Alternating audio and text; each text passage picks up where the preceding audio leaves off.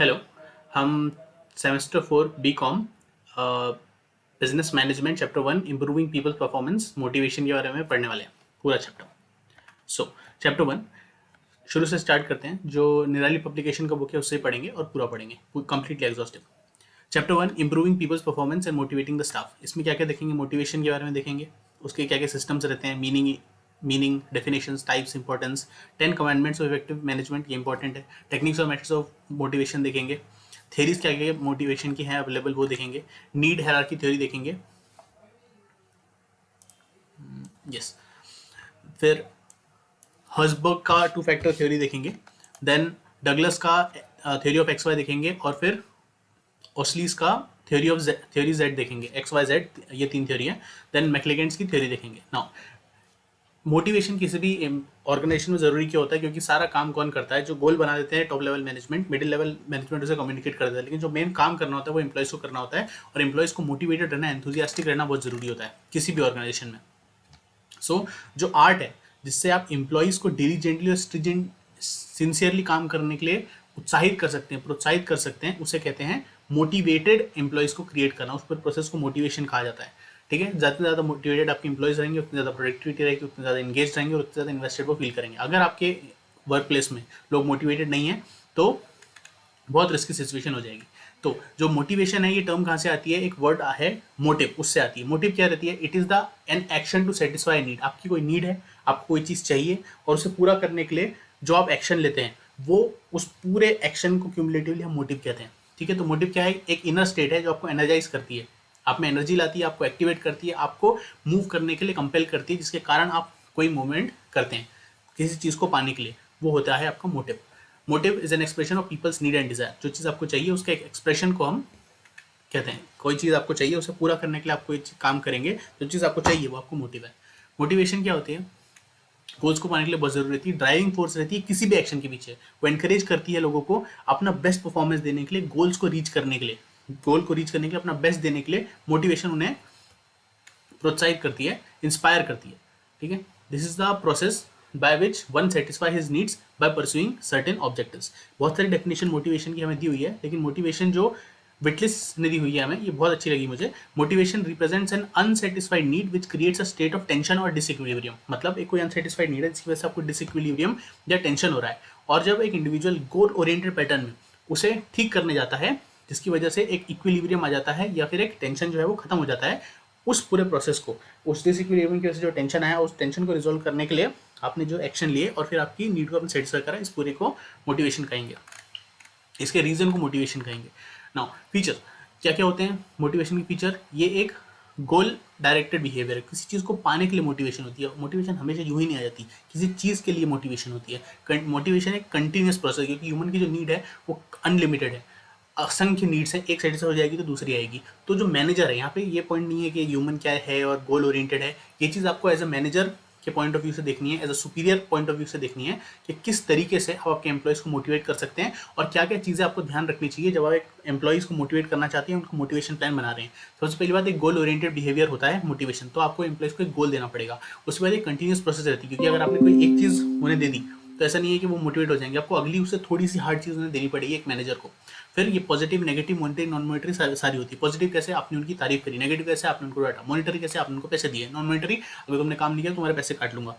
उसके बाद इसे हम टोटलिटी में कंसीडर करते हैं, इसे पीसफुल में कंसीडर नहीं किया जाता। ऐसा नहीं होता कि आपने एक पूरा, आपको कोई चीज़ बनानी है, आपको कोई एक बॉक्स बनाना है, आपको उस बॉक्स बनाना है, लेकिन आपने उसे आधा बना और आप कहेंगे कि ये आधा बन गया है, ऐसा नहीं होता है। इसे मोटिवेशन की तरह समझिए, जो होती है इन टोटलिटी देखी जाती है, पीसेज में से फ्रेगमेंट करके नहीं दिखा जा सकता कि अगर मैंने ये करा तो 2 कदम चल लिया तो उसका मोटिवेशन हो गया, नहीं। गोल खत्म होने तक टोटलिटी में उस एक्शन को देखा जाता है, उस रीजन को देखा जाता है, उससे मोटिवेशन डिराइव होती है। मोटिवेशन जो एक साइकोलॉजिकल फिनोमेना है, जो एबिलिटी को जो इंसान कर सकता है और असल में कर रहा है उसे कन्वर्ट करता है, एबिलिटी को परफॉर्मेंस में कन्वर्ट करता है। बहुत ज़्यादा कॉम्प्लेक्स और डिफिकल्ट टास्क है मोटिवेशन को देखना, क्योंकि अलग अलग लोग, अलग अलग एटीट्यूड रहता है, अलग अलग बिहेवियर रहता है, और सभी को एक प्लान से मोटिवेट नहीं किया जा सकता। सभी को फाइनेंशियल इंसेंटिव से मोटिवेट नहीं किया जा सकता, क्योंकि कुछ लोग हो सकता है अमीर हो, कुछ लोगों को नॉन फाइनेंशियल इंसेंटिव चाहिए, जैसे कि उन्हें तारीफ चाहिए, उन्हें रिकग्निशन चाहिए, उन्हें पावर चाहिए। तो अलग अलग तरीके होते हैं अलग अलग लोगों को मोटिवेट करने के लिए, इसीलिए। और कई चीज़ें, इसका ये भी मतलब है कि एक तरीका सबको मोटिवेट नहीं करता, तो जो मैनेजर है उसे लोगों को इसे समझना बहुत ज़रूरी है कि लोगों का एटीट्यूड क्या है और किस चीज़ से इनसे इनका बेस्ट काम निकलवाया जा सकता है। नाउ मोटिवेशन के टाइप्स क्या क्या हैं, हमने पहले देखा positive, negative, intrinsic, extrinsic, monetary, non monetary. So positive motivation क्या होती है कि जब आप कोई काम करते हो उसके अगेंस्ट आपको कोई रिवॉर्ड दिया जाता है तो पॉजिटिव मोटिवेशन होगी, जिससे एक इंटरेस्ट क्रिएट होता है लोगों के माइंड में।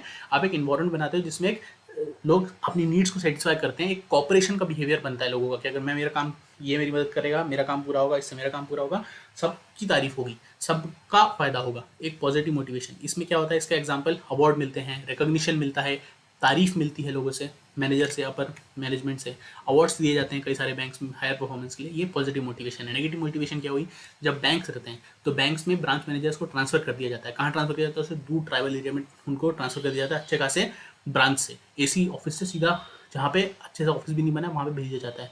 तो ये ट्रांसफर पोस्टिंग होती है। ये नेगेटिव मोटिवेशन है, अगर तुमने अच्छे से काम नहीं किया तो ठोक देंगे तुमको। मीनिंग कि आप एम्प्लॉयज़ को फोर्स कर रहे हो कि या तो आप अच्छे से काम करिए, नहीं तो आपको पनिशमेंट दिया जाएगा।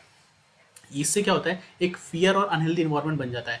ये डिमोशन, डिसमिसल, ट्रांसफर, पेनल्टीज, इस तरह के कुछ एग्जांपल हैं। और इसमें क्या होता है ना कि एम्प्लॉय जो है वो मिनिमम लेवल ऑफ काम अपने लिए डिसाइड कर लेते हैं, अगर मैंने इतना काम किया तो मुझे पनिशमेंट नहीं मिलेगी। तो कभी भी एम्प्लॉय इससे ऊपर एक्सेल नहीं करता है, वो उतने पे ही रहता है। देन जो एम्प्लॉय है वो अपने काम को लेवल अप करना अवॉइड करता है, उसमें एंगर और फ्रस्ट्रेशन रहता है, और इसकी वजह से इंडस्ट्रियल अनरेस्ट आ सकता है, क्योंकि लोग स्ट्राइक पे जा सकते हैं अगर आप बहुत ज़्यादा इस चीज़ को स्ट्रिक्ट कर देंगे। तो इसलिए कई सारी ट्रेड यूनियंस और ट्रेड लॉस चलते हैं। Now intrinsic motivation, intrinsic motivation जो आपके अंदर से आए, इनर डिज़ायर, मुझे कुछ करना है, इंटरेस्टिंग करना है, कुछ एंजॉयबल करना है, मैं सिर्फ रिवॉर्ड और कुछ रिवॉर्ड, रिकॉग्निशन या किसी मॉनिटरी रिटर्न के लिए ये काम नहीं कर रहा हूँ, मेरी अंदर से आ रहा है इसलिए मैं कर रहा हूँ। संदीप महेश्वरी बन रहा हूँ आप ज़्यादा ही, ठीक है। इसके क्या क्या एग्जाम्पल होते हैं, एक्सेप्टेंस के लिए कि मैं कुछ करूँगा तो लोग मुझे एक्सेप्ट कर लेंगे, क्यूरियोसिटी में जानना चाहता हूँ ये करूँगा तो क्या होगा, honour, independence, power, social contract, social status etcetera. Extensive motivation, बाहर की चीज़ें, एक्सटर्नल डिज़ायर, जैसे कि फाइनेंशियल टेंजिबल एसेट, मुझे कोई घर लेना है, मुझे कोई कार लेनी है, मुझे कंपनी से बोनस चाहिए, मुझे प्रमोशन चाहिए, मुझे कोई अवार्ड रिसीव करना है स्पेसिफिकली, मुझे जैसे हनी सिंह ने बोला था कि वो ग्रैमी लेकर आएगा, तो ये एक्सट्रिंसिक मोटिवेशन है, ठीक है। मॉनिटरी मोटिवेशन, मॉनिटरी मोटिवेशन क्या है कि आप फाइनेंशियल रिवॉर्ड प्रोवाइड करते हो एम्प्लॉयज़ को अगर वो उनका गोल अचीव कर दिया। आपने उनको गोल दिया, अगर गोल रिसीव नहीं किया तो गेट लॉस, अगर आपने गोल रिसीव कर दिया तो आपको रिवॉर्ड दिया जाएगा। कैश अवार्ड हो सकता है, बोनस हो सकता है, गिफ्ट कार्ड हो सकता है। ये उनकी सोशल नीड्स को सेटिस्फाई भी करता है और उनकी जो मॉनिटरी नीड्स है उनको भी सेटिस्फाई करता है, ठीक है। क्योंकि सोशल नीड को सेटिस्फाई करते हैं क्योंकि मनी एक सिंबल ऑफ पावर है, सिंबल ऑफ प्रेस्टीज है, स्टेटस का सिंबल है वो। देन नॉन मॉनिटरी मोटिवेशन, वो क्या होती है, नॉन मॉनिटरी मोटिवेशन में क्या क्या फैक्टर्स होते हैं, जैसे job satisfaction, positive work environment. अगर आपका ऑफिस का इन्वायरमेंट अच्छा नहीं है, वहाँ पॉलिटिक्स होती है, लोग ऑफिस छोड़ के चले जाते हैं, लड़ाई होती है वहाँ पे तो लोग ऑफिस छोड़ के चले जाते हैं, फिर घर पे बैठते हैं राइटिंग प्रैक्टिस करते हैं। ऐसा नहीं करना चाहिए। आपका जॉब इन्वायरमेंट अगर अच्छा है, आपको जो जॉब सेटिस्फैक्शन है, फ्लेक्सिबल वर्क शेड्यूल है, कभी भी घर आ जा सकते हो आप, तो वो भी एक मोटिवेशन है। नॉन मॉनिटरी मोटिवेशन से मोटिवेशन कहेंगे, so sorry for the fumble. Now importance of motivation, motivation का इंपॉर्टेंस क्या क्या है कि एक जो मैनेजर है उसे क्रिएट और सस्टेन करना पड़ता है सबॉर्डिनेट्स में desire to for the specific objective, जो उसने ऑब्जेक्टिव दिए उसको पूरा करने का इच्छा एम्प्लॉय में जगा के रखनी पड़ती है मैनेजर को, इसीलिए मोटिवेशन जरूरी है। तो क्यों मोटिवेशन जरूरी है, सबसे पहले to ensure organisational efficiency, helps to increase the productivity, create better image, helps in achieving organisational objectives, motivation facilitates change and helps in developing better human relations, boost morale of the employees, creates a sense of belongingness, helps to increase the satisfaction of human resources. जिन लोगों को exam देना है आपसे भी ऊपर के points याद कर लीजिए, अंदर का मटेरियल बता रहा हूँ समझ लीजिए। सबसे पहले encourages organisational ensures organisational efficiency. तो जो लोगों का एटीट्यूड है टुवर्ड्स वर्क उसे मोटिवेशन चेंज कर सकता है। सिंपल सी बात है, अगर आप कोई इंसान थके हारे काम कर रहा है और कोई इंसान मोटिवेट होकर पूरे अलर्ट होकर अपना काम में अपना बेस्ट देने की इच्छा से कोई काम को कर रहा है, तो उसका टाइम वेस्ट नहीं होगा, उसकी रिसोर्सेज वेस्ट नहीं होगी, वो अटेंशन के साथ काम करेगा, इंटरेस्ट के साथ काम करेगा, नए तरीके निकालेगा उस चीज़ को करने के लिए, तो ऑर्गेनाइजेशन की एफिशिएंसी बढ़ जाएगी। एफिशिएंसी का मतलब क्या होता है, कम टाइम में कम से कम रिसोर्सेज में ज़्यादा से ज़्यादा काम करना। तो ऑर्गेनाइजेशन की एफिशिएंसी एज अ होल बढ़ जाएगी। उसके बाद increases helps to increase the productivity बढ़ जाती है। एक सेट लेवल ऑफ आउटपुट जो रहता है इनपुट के अगेंस्ट आउटपुट, तो वो उसकी यूनिट्स बढ़ जाते हैं क्वांटम में, क्योंकि नए तरीके मिलते हैं, नए टाइम फ्रेम में, कम टाइम फ्रेम में, कम रिसोर्सेज में उसी चीज़ को करने की कोशिश की जाती है, नए इनोवेटिव मेथड्स को ढूंढा जाता है। Then creates a better image. जो मोटिवेशन अगर आपकी रहती है तो इससे इमेज अच्छी बनती है, क्योंकि एक फाइनेंशियल और नॉन फाइनेंशियल बेनिफिट तो रहते हैं, एक पर्सनल एडवांसमेंट का मौका मिलता है एम्प्लॉयज़ को मोटिवेट करने के लिए। फिर इससे और इस इमेज से क्या फ़ायदा होता है आपको कि अगर आपके पास एक्स वाई जेड एम्प्लॉयज़ हैं और कहीं पर वाई जेड एम्प्लॉयज़ हैं, वाई जेड एम्प्लॉयज़ को लगेगा कि इस ऑर्गेनाइजेशन का स्ट्रक्चर बहुत अच्छा है, यहाँ के एम्प्लॉयज़ बहुत मोटिवेटेड है, तो आप उन्हें भी अट्रैक्ट करने में ये आपको काम करता है कि वो बाद में उनकी फॉर्म छोड़कर यहाँ पर आ सकते हैं, या जो एस्पायरिंग लोग हैं वो आ सकते हैं। जैसे सीए के जो स्टूडेंट्स हैं वो सोचते हैं कि हम डेलॉइट में जाएंगे, हम बिग फोर में जाएंगे, क्यों? क्योंकि वहाँ पे एक इमेज बनी हुई है उसकी। Help in creating organisational objectives, achieving organisational objectives. किसी भी ऑर्गेनाइजेशन का गोल होता है कि उसे प्रॉफिट कमाना है, प्रॉफिट कमाने के लिए वो कोई प्लान बनाती है, प्लान को ऑब्जेक्टिव्स में बांटती है और अपने अलग अलग लोगों को असाइन करती है।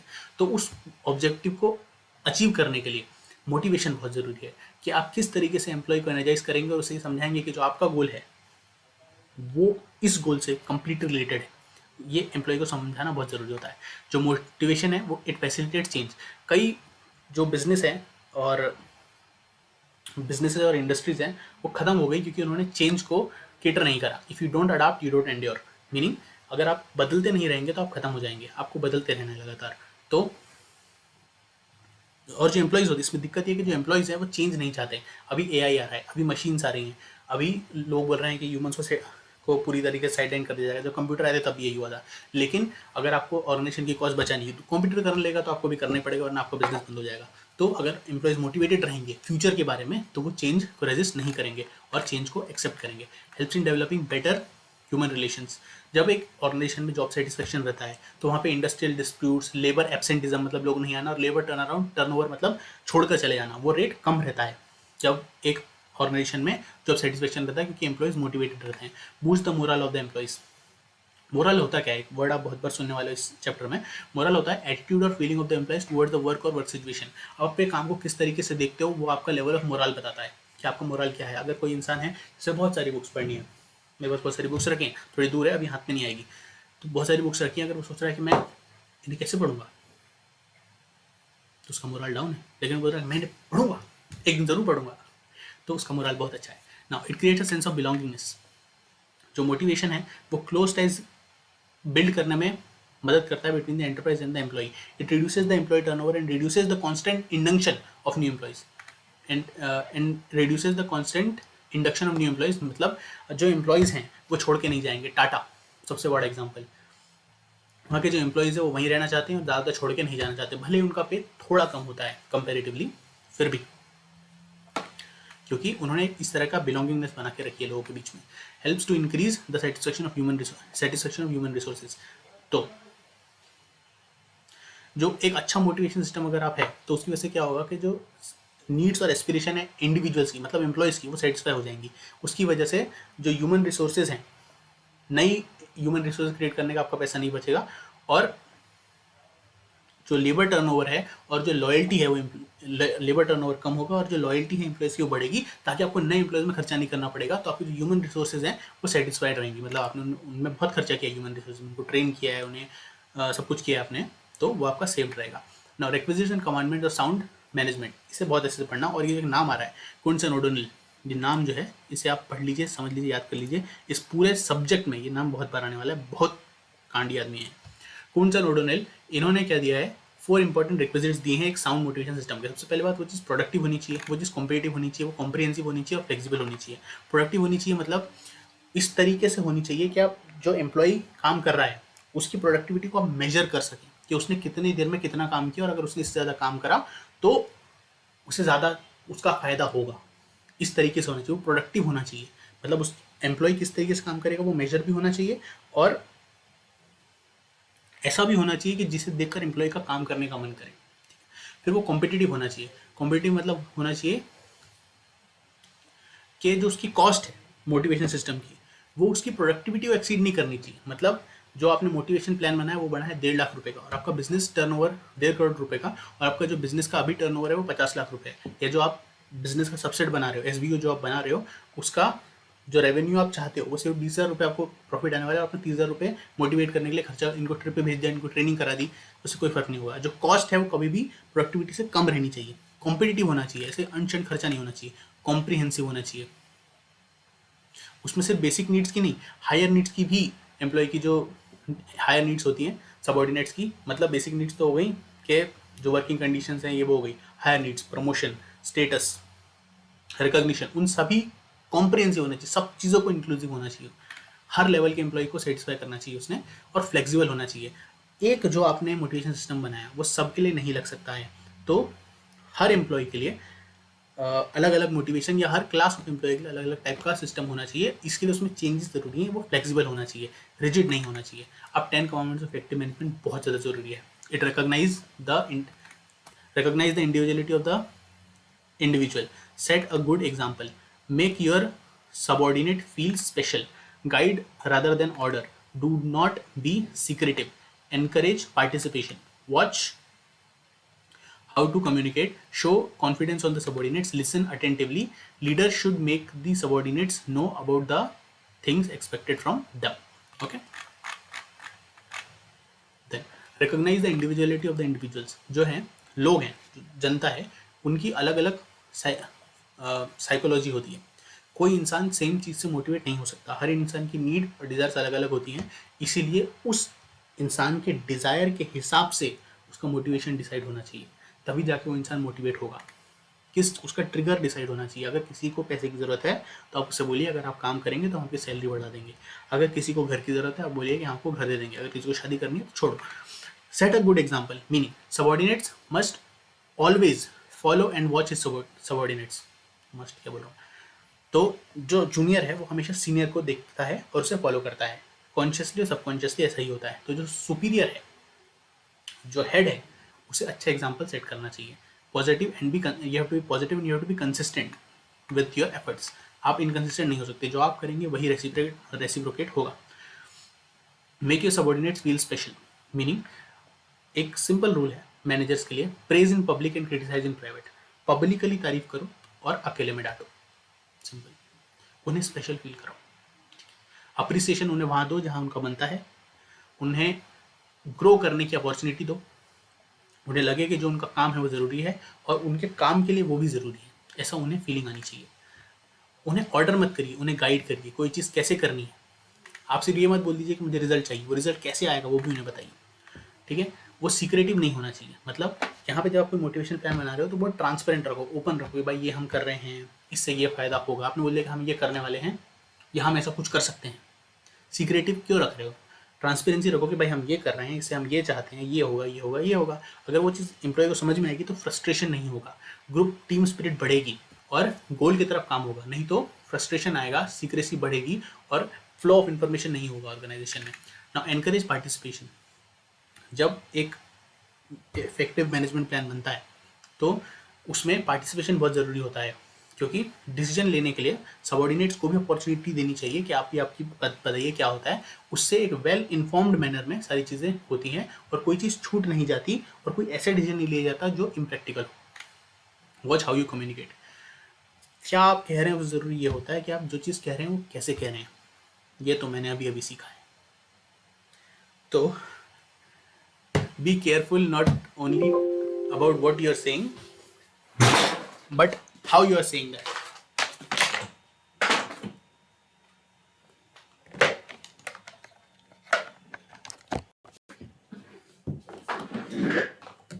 जनरल ग्लिचेस होते रहते हैं, चार्जिंग खत्म हुई थी।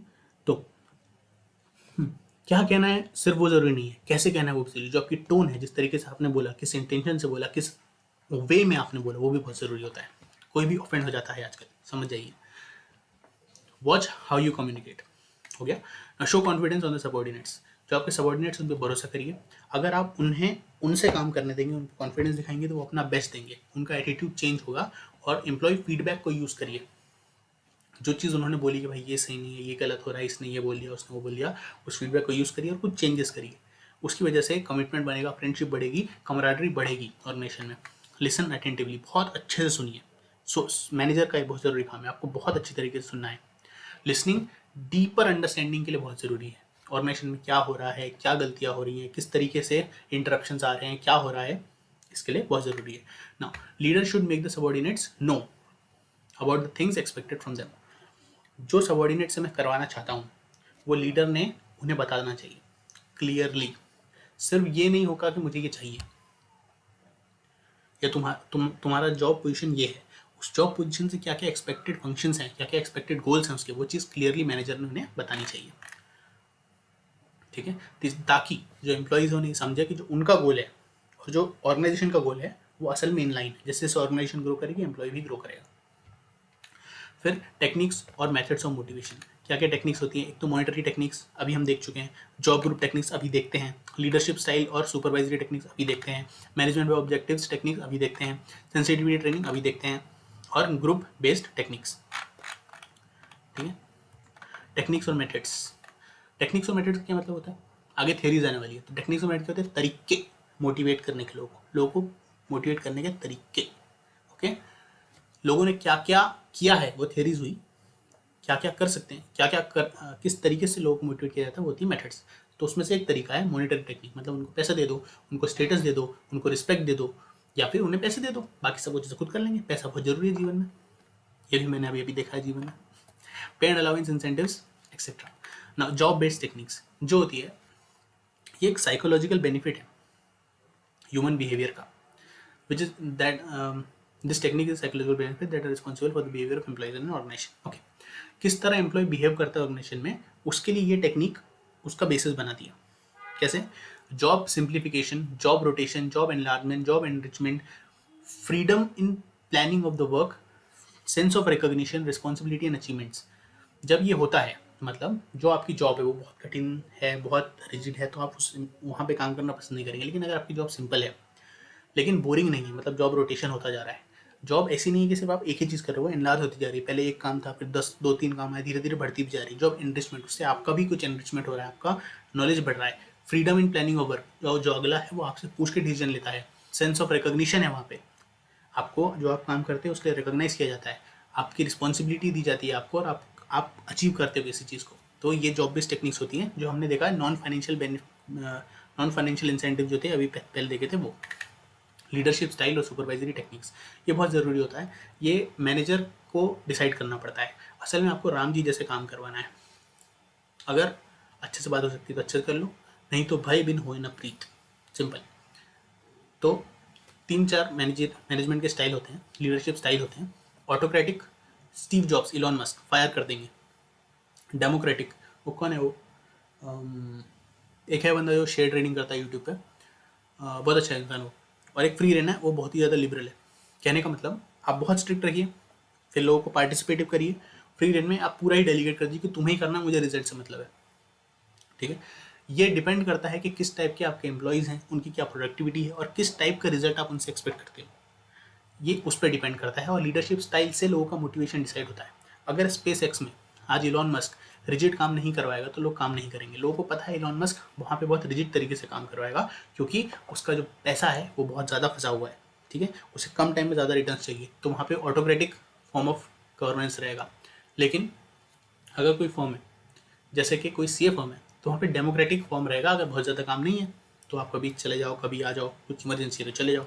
ठीक है ना। Management by objectives, MBO technique से कहते हैं। मैनेजमेंट बाय ऑब्जेक्टिव्स क्या मतलब, क्या होता है कि ये जो मैनेजर है यहाँ पे और जो सबॉर्डिनेट्स हैं यहाँ पे दोनों काम करते हैं। यहाँ पे एक चीज़ याद रखिए, पीटर ड्रकर ने 1954 में इन टेक्निक्स को पहली बार बनाया था। Not important at all. जो मैनेजर है और जो सबॉर्डिनेट्स हैं ये साथ में आके ऑब्जेक्टिव्स बनाते हैं, और उस ऑब्जेक्टिव्स को कैसे तक पहुँचना है उसके लिए प्लान्स बनाते हैं। इसमें एक अजम्पशन लिया जाता है कि जो एम्प्लॉय है वो पार्टिसिपेट करना चाहता है गोल सेटिंग में, और खुद ब खुद मोटिवेटेड है काम को करने के लिए। ये अजम्पशन रहता है MBO टेक्निक्स में। सेंसिटिविटी ट्रेनिंग, ये जरा थोड़ा वोक बात हो जाती है सुनने में, थोड़े लोगों को बुरी भी लगती है, लेकिन ये बहुत ज़रूरी है। आप किसी को भी कुछ भी नहीं बोल सकते। अलग अलग लोग का डिफरेंट जेंडर होता है, किसी का कल्चर अलग होता है, किसी की एबिलिटी अलग होती है, किसी के अलग अलग इश्यूज़ होते हैं। ठीक है, तो आपको थोड़ा ओपन माइंडेड बनना चाहिए और उसके लिए ट्रेनिंग लेनी चाहिए, किस जगह पे क्या बोलना है, उससे ज़रूरी किस जगह पे क्या नहीं बोलना है। अगर आप वो ट्रेन कर लेंगे तो आप बहुत लोगों को ऑफेंड करने से बच जाएंगे। फिर group based techniques. Group based techniques क्या होती है, ये हमारे हर्बर्ट बोनर ने बनाई है, जो ऑथर हैं बुक के ग्रुप बेस्ड टेक्निक्स। तो इन्होंने बोला है कि मोटिवेशन जो है इज़ नॉट होली और even primarily an individual variable, मतलब ये एक इंसान का वेरिएबल नहीं है। ये जैसा सोशल सिचुएशन है, जैसा पूरा ग्रुप का मूड है, उस पर डिपेंड करता है। ठीक है, कोई एक इंडिविजुअल के कोई नॉर्म गाइडलाइंस बनाने से कुछ नहीं होता, जो ग्रुप के गाइडलाइंस और नॉर्म्स बनाए गए हैं उसके हिसाब से होता है। मतलब आप उस पूरे ग्रुप को देखिए, उस ग्रुप का डायरेक्शन देखिए, एवरेज परफॉर्मेंस के हिसाब से चीज़ों को करिए, इंडिविजुअल परफॉर्मेंस के हिसाब से कुछ मत करिए। ये एक और टेक्निक होती है। फिर अपन आ गए थेरीज ऑफ मोटिवेशन। इसमें आप देखोगे कि दो थेरीज हैं, what motivates people and how motivation occurs. किस चीज़ से लोग मोटिवेट होते हैं, एक तो ये पर देखेंगे हम। उसके बाद हम देखेंगे कि लोग हाउ मोटिवेशन ऑकर्स, मोटिवेशन कैसे आता है। तो जो पहली चीज़ आप देखेंगे उसमें आप देखेंगे मैस्लोज नीड हायरार्की थ्योरी, फिर हर्जबर्ग्स मोटिवेशन हायरार्की थ्योरी, फिर मैक्लेगेंड्स नीड थ्योरी। और जो दूसरा है हाउ मोटिवेशन वर्क्स, उसके लिए हम प्रोसेस थ्योरी देखेंगे, इक्विटी थ्योरी देखेंगे एंड रीइंफोर्समेंट थ्योरी देखेंगे। ओके, तो मैं थोड़ा बेसिक बताता हूँ वापस। थ्योरीज ऑफ मोटिवेशन क्या है? ये सेवरल थ्योरीज हैं जो बताती हैं कि मोटिवेशन किस तरीके से काम करता है, क्या लोगों को मोटिवेट करता है अपना बेस्ट देने के लिए, और क्या प्रोसेस रहती है इन थ्योरीज की। ठीक है, तो ये जो कंटेंट्स है इसमें दो चीज़ें हैं, what motivate peoples and how motivation occurs. तो जो व्हाट मोटिवेट पीपल है उसे हम कहते हैं कंटेंट थ्योरीज, और हाउ मोटिवेशन ऑकर्स हम कहते हैं द प्रोसेस थ्योरीज। तो कंटेंट थ्योरीज कौन कौन सी है? मैस्लोज नीड हायरार्की थ्योरी, फिर Herzberg's motivational theory and McClelland's need theory. Process theory कौन कौन सी रहती है? दी एक्सपेक्टेंसी थ्योरी, एडम्स की equity theory and the reinforcement theory. ना मैस्लोज नीड हायरार्की थ्योरी, इन्होंने क्या करा मैस्लो ने? इन्होंने बोला कि देखो जो ह्यूमन नीड है ना, ह्यूमन बीइंग अपनी लाइफ में 5 नीडें हैं, 5 ज़रूरतें हैं उसे। सबसे पहले साइकोलॉजिकल, फिर safety, social, esteem, self actualisation, इसी ऑर्डर में।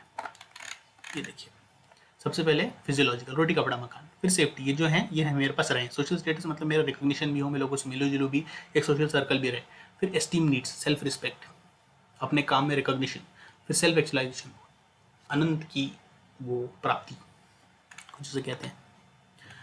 साइकोलॉजिकल नीड्स, साइकोलॉजिकल की नीड्स रहती हैं the basic biological functions of human beings, उसे हम कहते हैं the physiological needs, sorry psychological कह गया मैं, फिजियोलॉजिकल नीड्स।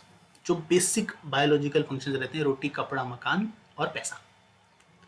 ठीक है, these are essential for the survival. Lowest level of hierarchy पे रहते हैं, एंड जो अगर मतलब एक कहा जाता है कि भगवान उसी को दिखते हैं, अलग अलग भगवान उसी को दिखते हैं जिसके पेट में रोटी होती है। अगर कोई इंसान बहुत भूखा है तो उसे कुछ और दिमाग में आएगा ही नहीं, भगवान भगवान ये वो, फ्रीडम लव रिस्पेक्ट ये सब चीज़ें उसके दिमाग में नहीं आएंगी, पहले खाना चाहिए। तो ये जो basic level of human requirements है, बायोलॉजिकल रिक्वायरमेंट्स है, उसे हम कहते हैं फिजियोलॉजिकल नीड्स। फिर सेफ्टी एंड सिक्योरिटी नीड्स, कि जो फिजियोलॉजिकल नीड्स थी वो मेरे पास सस्टेन रहेंगी, इनके जाने का डर कहीं नहीं होगा, उसके लिए मैं घर बना लेता हूँ, उसके लिए इंश्योरेंस ले लेता हूँ, उसके लिए पेंशन ले लेता हूँ, अपना हेल्थ ठीक कर लेता हूँ। ठीक है, फिर सोशल नीड्स, इंसान जो है एक सोशल एनिमल होता है, थोड़ा अच्छे से सुन लीजिए। सोशल इंटरेक्शन, फ्रेंडशिप, एफिलिएशन और बिलोंगिंगनेस की आपको बहुत ज़्यादा ज़रूरत है। एक अंडू हो कि आपका दिमाग खराब हो गया है, आपको लोगों से मिलना जुलना बहुत ज़रूरी है, वरना आपको सब लोगों में वैरी ही दिखते रहेंगे। ठीक है, तो you have to be recognised and accepted, ये बहुत ज़रूरी है, ह्यूमन नीड है, इंसान की ज़रूरत है। ना एस्टीम नीड्स, एस्टीम नीड्स क्या होती है? Self esteem and self respect, self confidence, achievement, किसी डिफिकल्ट काम को मैंने किया, करने की इच्छा, किसी नॉलेज को प्राप्त करने की, Prestige, recognition, acceptance, attention, focus, reputation, appreciation, ये 4th लेवल ऑफ नीड है। लेकिन आपको ये बात समझनी चाहिए कि जो एस्टीम नीड्स हैं ये कब आती हैं? जब इसके पहले की तीनों नीड्स सेटिस्फाई हो जाए। फिर सेल्फ एक्चुअलाइजेशन, सेल्फ एक्चुअलाइजेशन, मैं कौन हूँ, मेरा क्या पोटेंशियल है, मैं क्या कर सकता हूँ, मैं क्यों आया हूँ यहाँ पे, मेरा क्या पर्पस है, what is this human world. इस तरह की एपेक्स बातें सारी नीड्स के बाद आती हैं। ठीक है, आपको ये बात समझनी पड़ेगी कि जो अगले लेवल की नीड है वो पहले लेवल की नीड सेटिस्फाई होने के बाद ही आएगी, ये 5वें लेवल पे चलेगा। ठीक है, और अगर कोई नीड सेटिस्फाई हो गई तो फिर वो मोटिवेशन नहीं रहेगी। जब कोई नीड अनसेटिस्फाइड रहेगी तो उससे जो डिसइक्विलिब्रियम बनेगा, जो दर्द होगा, जो बुरा लगेगा, उसकी वजह से अगली चीज़ पूरी करने के लिए मोटिवेशन मिलेगा। अब मैस्लो की थ्योरी हमने देख ली, नीड थ्योरी, लेकिन इसके कुछ लिमिटेशंस हैं, जैसे कि असल में इन प्रैक्टिस में जो नीड है उसकी वजह से ज़रूरी नहीं है कि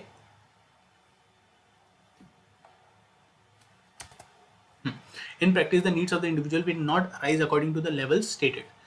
किसी भी लेवल की नीड आ सकती है ना इंसान को, ऐसा थोड़ी कि पहले ये आएगी फिर ये आएगी फिर ये आएगी फिर ये आएगी।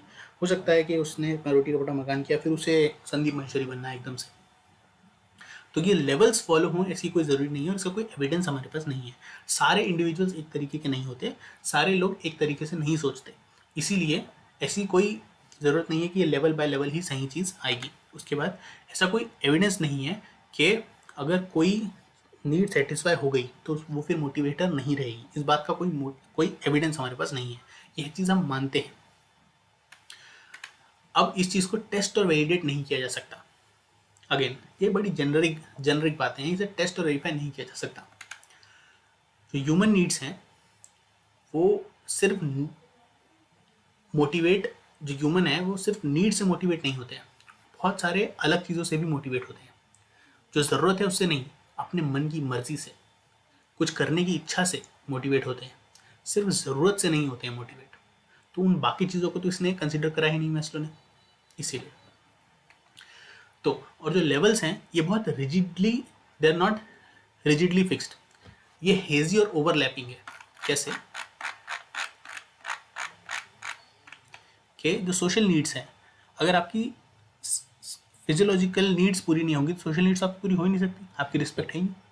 सेफ्टी नीड्स पूरी नहीं होंगी तो काय की एस्टीम, काय का सेल्फ रिस्पेक्ट, है ना। तो ये हेजी और ओवरलैपिंग है, ये क्लियरली डिफाइंड नहीं है। नाउ हर्ज़बर्ग्स टू फैक्टर थ्योरी, वो क्या, इसे हम द मोटिवेशनल हाइजीन थ्योरी भी कहते हैं और 12 फैक्टर थ्योरी भी कहते हैं। लेट 1950s में इसे फ्रेडरिक हर्ज़बर्ग ने बनाई थी, सिर्फ और सिर्फ 200 इंजीनियर और अकाउंटेंट्स के ऊपर टेस्ट करके।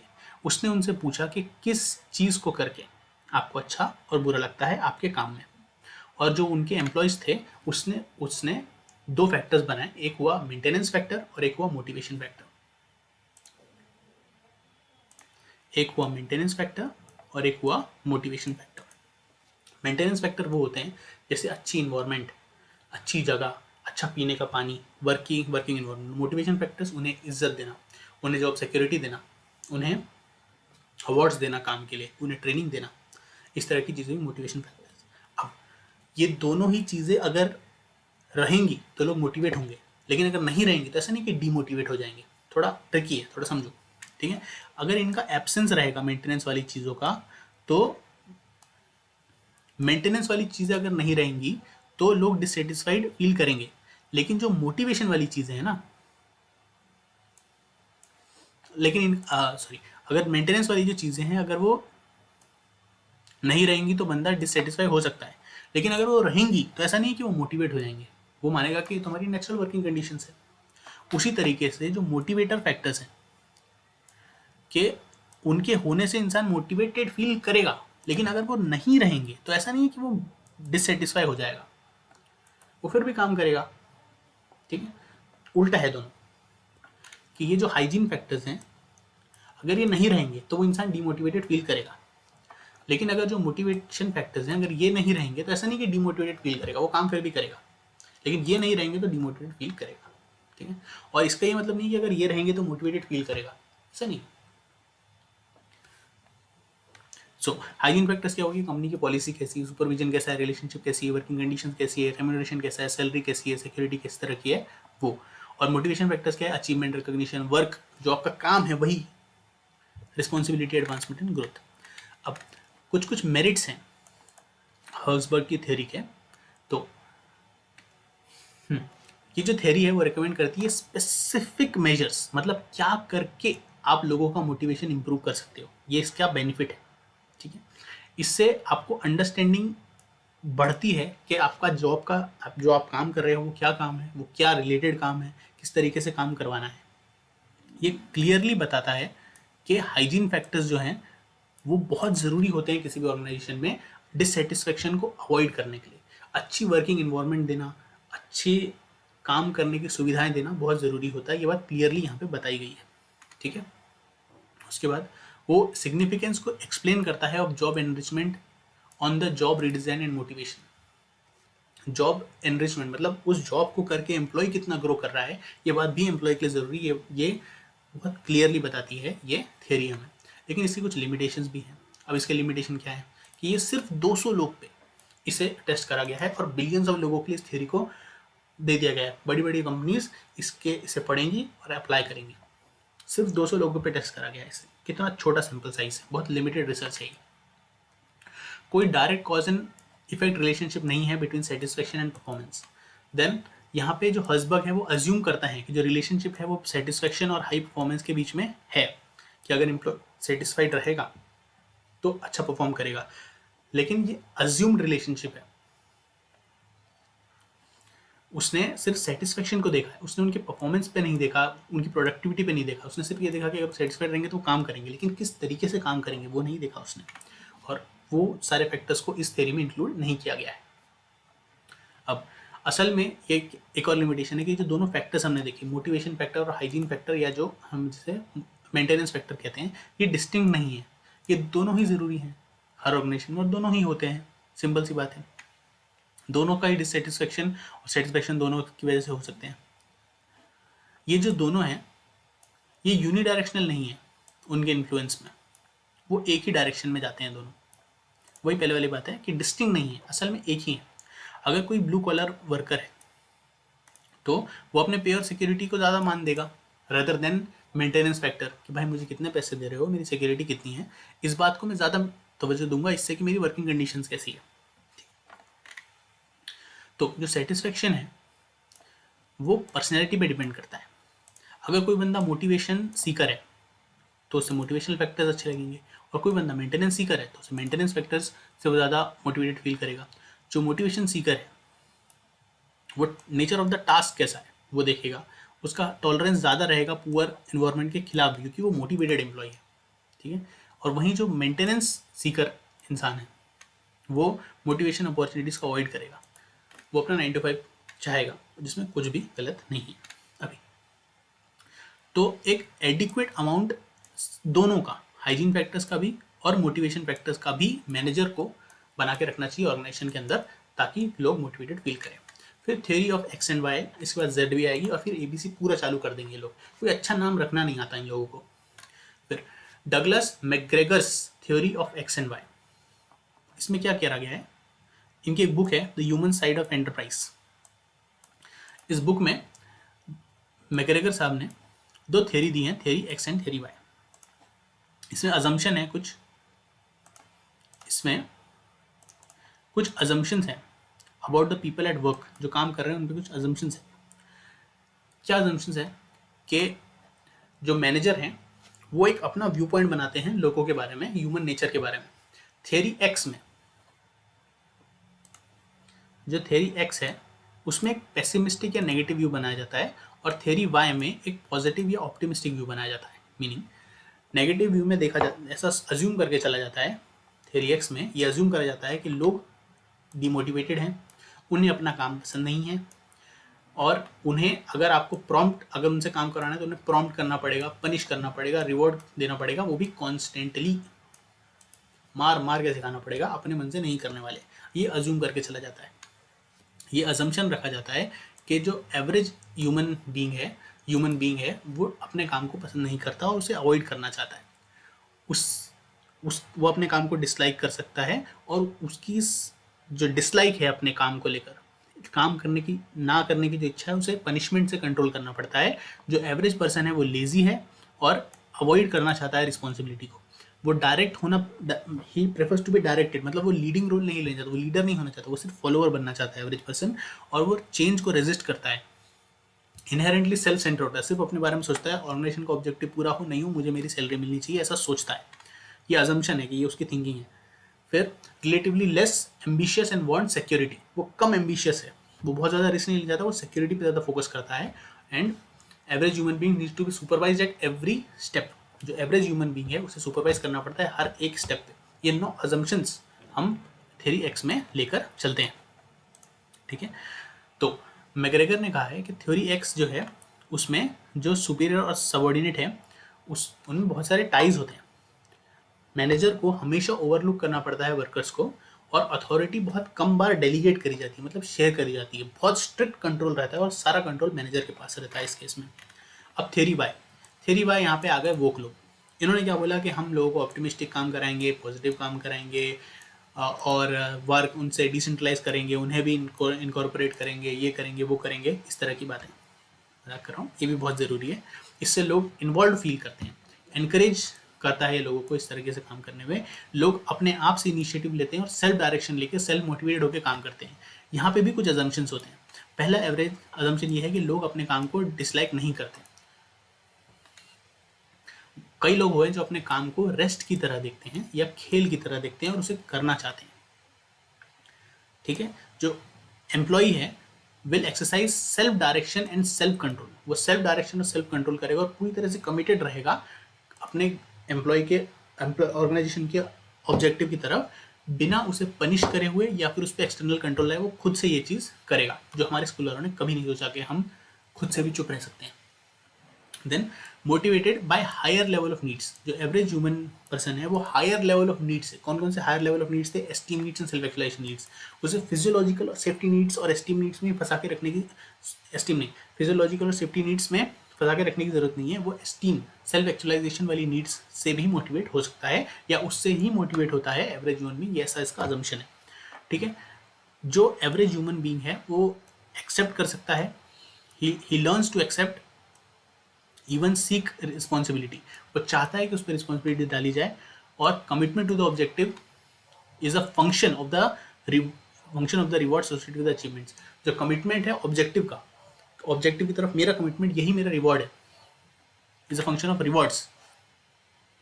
Under the conditions of modern industrial life, the intellectual potential of the average human beings are only partially utilized. जो मॉडर्न इंडस्ट्रियल लाइफ है उसमें जो इंटेलेक्चुअल पोटेंशियलिटीज़ हैं लोगों की वो बहुत कम लेवल पे अभी तक यूटिलाइज हुई है। उनसे बहुत एक्सट्रैक्शन बाकी है, उन्हें बहुत अभिज्ञान है जो कि अभी तक यूज़ नहीं किया गया सही तरीके से। ठीक है, तो आपको इन दोनों के मिक्सचर को यूज़ करना पड़ेगा, दोनों को ही आपको यूज़ करना पड़ेगा असल में, अलग अलग नीड और वांट्स के बेसिस पे लोगों को मोटिवेट करने के लिए। ठीक है, दोनों के ही अपने अपने चैलेंजेस हैं। थ्योरी एक्स में बहुत ज़्यादा रिस्ट्रिक्टिव हो जाएगी बात और लोग डिमोटिवेट हो जाएंगे, और बहुत ज़्यादा स्ट्रिक्ट हो जाएगी बात, एम्प्लॉयज़ का टर्नओवर बढ़ जाएगा और रेपुटेशन ख़राब हो जाएगी। लेकिन थ्योरी वाई में जहाँ पे बहुत ज़्यादा फ्रीडम दे दिया जाता है उसकी वजह से कंट्रोल चला जाता है और ऑब्जेक्टिव्स पूरा होना मुश्किल हो जाता है। इसका एडवांटेजेस आपकी जो आपके कॉम्पिटिटर्स वगैरह इसका एडवांटेज ले सकते हैं और आपके एम्प्लॉयज़ भी इसका एडवांटेज ले सकते हैं कि वो रिलैक्स काम कर सकते हैं, टाइम पे काम में नहीं आ सकते, इस तरह की चीज़ें वो कर सकते हैं। Now theory of Z, William Ouchi, doctor William Ouchi, इनका थ्योरी जेड। इन्होंने पीएचडी करी है किसमें? बिजनेस एडमिनिस्ट्रेशन में। एमबीए वाले होते ही ऐसे, ज्ञान देना दूसरों के बारे में, खुद कुछ करना नहीं। ठीक है, यूनिवर्सिटी ऑफ शिकागो से इन्होंने पीएचडी किया है और थ्योरी जेड इन्होंने दी है। ये एक और liberal form of theory Y है। इन्होंने अपनी एक बुक लिखी थी 1981 में, how American management can meet the Japanese challenge. आपको पता है अमेरिका जापान वॉर पे गए थे जिसके एंड में न्यूक्लियर वेपन्स गिराए गए थे, हिरोशिमा नागासाकी। तो इसका बेनिफिट क्या है कि एम्प्लॉयज़ का टर्नओवर कम होगा, कमिटमेंट अच्छा होगा, मोरल बढ़ेगा, जॉब सेटिस्फेक्शन बढ़ेगा, ड्रामेटिक इंक्रीज होगा प्रोडक्टिविटी में। पर ये सब होगा कैसे? होगा तो होगा, पर होगा कैसे?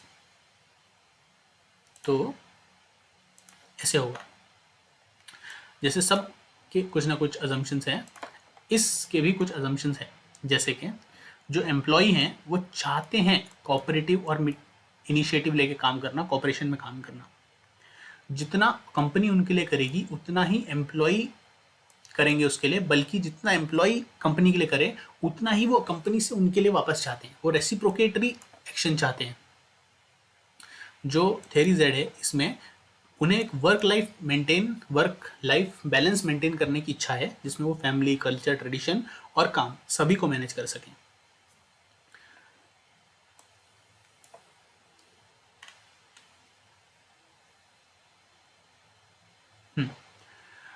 सिर्फ एक डिसिप्लिन के लिए और काम के लिए लोग एक साथ काम नहीं करते, बल्कि एक कनेक्शन के लिए, ग्रुप ऑब्जेक्टिव को फुलफिल करने के लिए, एक टीम वर्क की स्पिरिट के लिए भी लोग काम करते हैं, अपना मॉरल ऑब्लिगेशन फील करते हैं काम हार्ड वर्क करने के लिए। मतलब अगर मैं काम कर रहा हूँ और दूसरा काम कर रहा है तो मेरे काम से दूसरा भी इफेक्ट होता है, इसलिए मैं भी ज़्यादा काम करूँगा, ऐसा एवरेज इंडिविजुअल अज्यूम करता है, ऐसा फील करता है। ठीक है, इसमें हम ये अज्यूम करते हैं the right management support, with the right management support the workers can be trusted, उन पर भरोसा किया जा सकता है कोई भी काम करने के लिए। They can make collective decisions through consensus, वो आपस में बात करके कलेक्टिव डिसीजन ले सकते हैं जो ऑर्गेनाइजेशन के लिए बहुत ज़्यादा अच्छा होगा।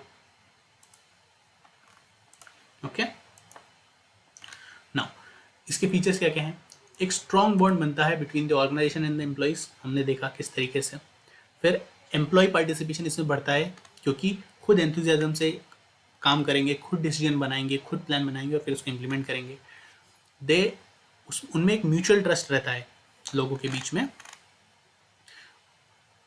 इस केस में इवेल्युएशन और ट्रेनिंग बहुत ज़्यादा ज़रूरी है। जो आपने प्लान बनाया वो किस तरीके से जा रहा है उसको इवेल्युएट करना और एम्प्लॉयज़ को ट्रेन करना इसमें बहुत ज़रूरी होता है। यहाँ पे रिस्पॉन्सिबिलिटी लेना बहुत ज़रूरी है। ठीक है, इंडस्ट्रियल सेटिंग में रिस्पॉन्सिबिलिटी लेना बहुत ज़रूरी है। एक इंडस्ट्री में हार्मनी होनी चाहिए, कंसेंसस होना चाहिए, वर्क कॉन्शियस होने चाहिए लोग रिस्पॉन्सिबल बनने के लिए। जब ऐसे होते हैं तो लोग अपने आप रिस्पॉन्सिबल हो जाते हैं। This encouraging human creativity and imagination, अगर लोग खुद अपना, जो लोग काम कर रहे हैं, लोग डिसीजन ले रहे हैं वो अलग है, जो लोग काम कर रहे हैं वो अलग है, तो जो डिसीजन ले रहे हैं उन्हें पता नहीं होगा क्या असल में दिक्कत है और क्या और बेटर करा जा सकता है, इनोवेटिव किया जा सकता है। तो जो लोग काम कर रहे हैं अगर वही लोग डिसीजन लेंगे तो क्रिएटिविटी और इमेजिनेशन बढ़ेगी। और जॉब रोटेशन, जब जॉब रोटेशन होगा इसमें तो लोग अलग अलग फैसेट्स में अच्छे होते जाएंगे और इनसाइट्स आएंगे, उनकी स्किल्स अच्छी हो जाएंगी और उनको अलग अलग डिपार्टमेंट में आप डाल सकोगे, तो एज अ मैनेजर आपका भी फायदा बहुत ज़्यादा होगा। फिर मैक्लिगेंस थ्योरी, इन्होंने भी एक नीड थ्योरी की तरह ही थ्योरी दी है। इन्होंने बोला है कि 3 बेसिक मोटिवेटिंग नीड्स होती हैं। सब पहला पावर के लिए, ताकत के लिए, अफर्मेशन के लिए और अचीवमेंट के लिए। 3 बेसिक नीड्स होती हैं, कुछ पाने के लिए, पावर के लिए या रिकॉग्निशन के लिए, अफर्मेशन के लिए, मैंने ये चीज़ अचीव करी उसके लिए, उसका नाम होने के लिए, हवा बनने के लिए उसकी। ठीक है, ये 3 डोमिनेटिंग मोटिवेटिंग ड्राइवर्स होते हैं किसी भी इंसान के लिए। अचीवमेंट के लिए कि आपने किसी बहुत कठिन चीज़ को पूरा कर लिया। पावर के लिए आप लोगों को कंट्रोल और इन्फ्लुएंस कर पाए, सोशल स्टेटस रिकॉग्निशन आपको उससे मिल गया। नीड फॉर एफिलिएशन में क्या हुआ कि you are part of a group, और जो चीज़ मैंने करी उसके लिए किसी और ने जाना भी कि मैंने ये चीज़ करी है, क्योंकि मैंने उसके साथ करी है, हम दोनों ने मिलकर करी है, और उन लोगों ने, people love and accept me for who I am and for what I have done. लेकिन इसकी कुछ लिमिटेशंस हैं, इसका कोई एविडेंस नहीं है कि ये असल में इसकी वजह से मोटिवेशन आती है लोगों को में, क्योंकि ये साइकोलॉजिकल थिंग्स है।